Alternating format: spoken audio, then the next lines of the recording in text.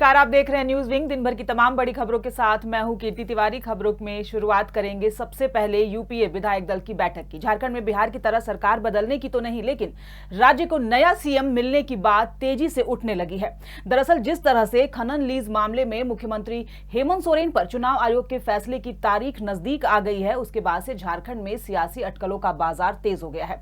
वहीं आज यूपीए विधायक दल की बैठक में कई अहम फैसले लिए गए हैं, लेकिन उनका खुलासा अब तक नहीं किया गया है। और राजनीतिक समझ रखते हैं इतनी कि क्या हो रहा है। आप देखिए, जब कोई बात ही नहीं है, किसी के ट्वीट पर अगर आप खबरें चला रहे हैं तो ये दुखद है। हमें अगर आपको लगता है कि कोई इस तरह की खबर आई है या इस तरह का कोई डिसीजन आने वाला है तो निश्चित रूप से उस पर चर्चा होनी चाहिए। जब कुछ हुआ ही नहीं है तो उस पर चर्चा करना। आयोग का क्या डिसीजन आया है? अगर कोई आयोग का डिसीजन आया, आयोग का डिसीजन आप इतना जल्दी क्यों मान रहे हैं? नहीं, बिल्कुल समरी लाल का मामला है। आज 3 महीने हो गए, एक बार आयोग नहीं पूछ रहा है। उसके बारे में भी सवाल पूछिए आप कि क्यों नहीं समरी लाल के मामले में कार्रवाई हो रही है। देखिए, जब फैसला सुरक्षित हो जाता है तो वो महीने के बाद भी आ सकता है, 3 महीने के बाद भी आ सकता है। जब फैसला आएगा तो देखेंगे। आप फैसला को निगेटिव ही क्यों ले रहे हैं? पॉजिटिव फैसला भी आ सकता है। आप ही लोग आयोग जितने भी है सरकारी एजेंसी, उस पर आप लोग आरोप लगाते रहते हैं कि केंद्र के द्वारा चलता है।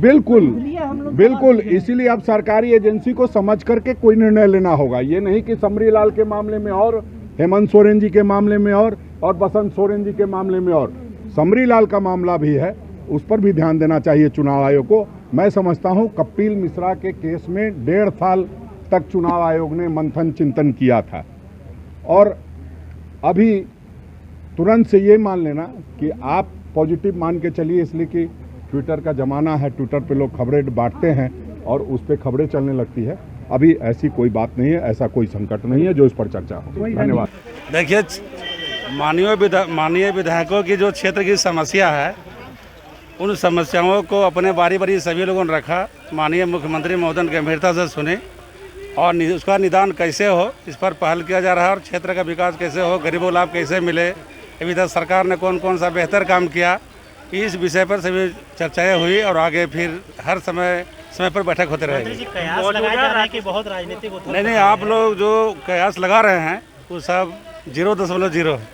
वहीं दूसरी ओर मुख्यमंत्री हेमंत सोरेन ने कांके रोड रांची स्थित मुख्यमंत्री आवास कार्यालय में आज भारत रत्न एवं देश के पूर्व प्रधानमंत्री स्वर्गीय राजीव गांधी के 78वें जन्म दिवस के अवसर पर उनकी तस्वीर पर श्रद्धा सुमन अर्पित कर उन्हें नमन किया। मौके पर मंत्रीगण आलमगीर आलम, रामेश्वर उरांव, सत्यानंद भोक्ता, चंपई सोरेन, जगन्नाथ महतो, जोबा मांझी, बन्ना गुप्ता, बादल पत्रलेख, मिथिलेश ठाकुर, हफीजुल हसन, सांसद विजय हांसदा, झारखंड कांग्रेस प्रदेश अध्यक्ष राजेश ठाकुर सहित जेएमएम और कांग्रेस के कई लोग मौजूद रहे। सभी विधायकों ने भारत रत्न एवं देश के पूर्व प्रधानमंत्री स्वर्गीय राजीव गांधी की तस्वीर पर पुष्प अर्पित कर उन्हें श्रद्धांजलि दी।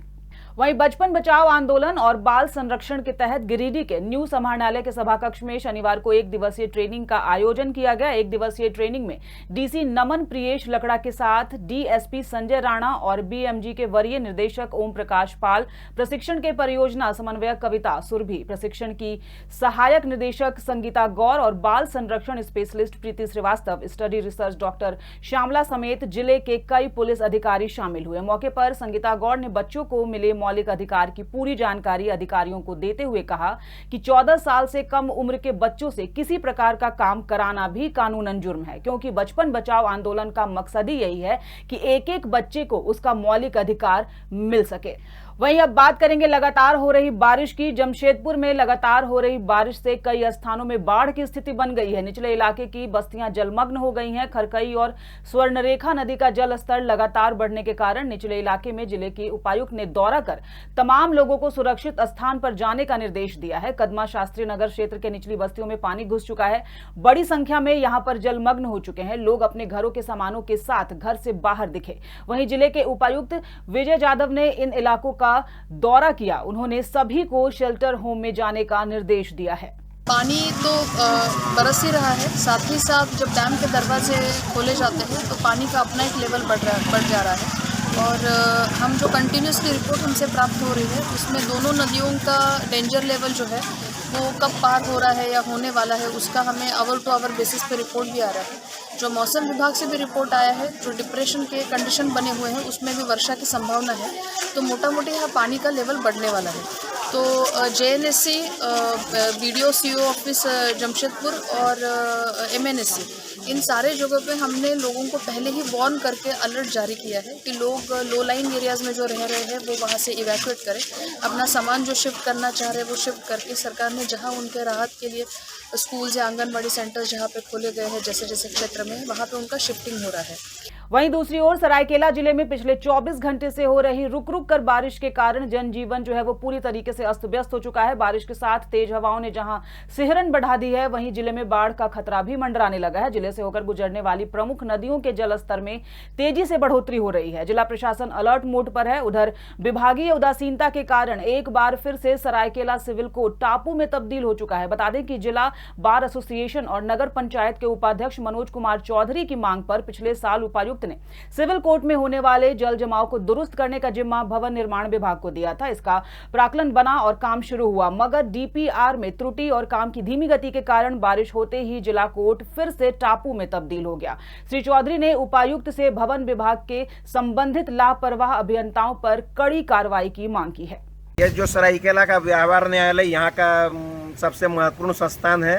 पिछले दिनों उपायुक्त और हाईकोर्ट ने भी इसको संज्ञान में लिया। उसके बावजूद भवन विभाग के गैर जिम्मेदार अभियंताओं द्वारा इसको कोई उचित कार्रवाई नहीं की गई। प्राक्कलन भी बना तो जिस विषय को लेकर प्राक्कलन बनाना था, इसको परिसर को ऊंचा करना था, लेकिन प्राक्कलन में वही गायब है। ऐसे अभियंताओं पर उपायुक्त महोदय से मैंने मांग की है कि कड़ी कार्रवाई की जाए, ताकि सरायकेला जैसे महत्वपूर्ण संस्थान का ये हाल है तो बाकी संस्थानों का क्या होगा। तो इस बुलेटिन में फिलहाल इतना ही। खबरों पर अपनी अपडेट और नजर बनाए रखने के लिए देखते रहिए न्यूज़ विंग TV।